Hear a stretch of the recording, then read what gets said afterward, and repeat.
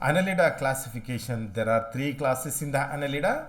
Polychaeta, those are neiris and heteroneiris, and Oligochaeta or earthworm is present in them, Dravida grandis and Ferritema postuma, like many species are there in this.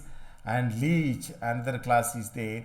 Normally those are some of them are aquatic and some of them are terrestrial.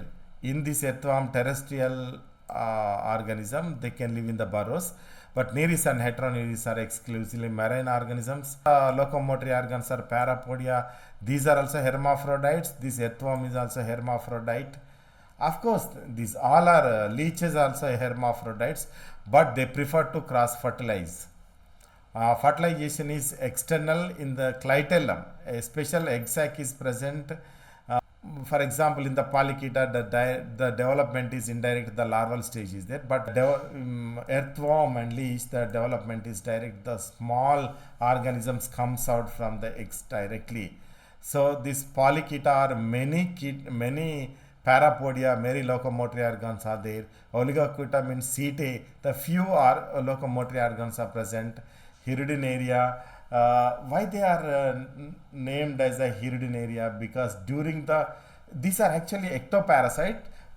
They can suck the blood from other organisms host body, especially vertebrates. They can make an injury, lambda shaped injury on the body of vertebrates. They can suck the blood from them. To prevent the coagulation of blood, they can release some hirudin like enzyme from its salivary gland. That's why it is named as the Hirudinea. Most of them are freshwater, but some of them are terrestrial organisms are also there. But these are hermaphrodites, are bisexuals.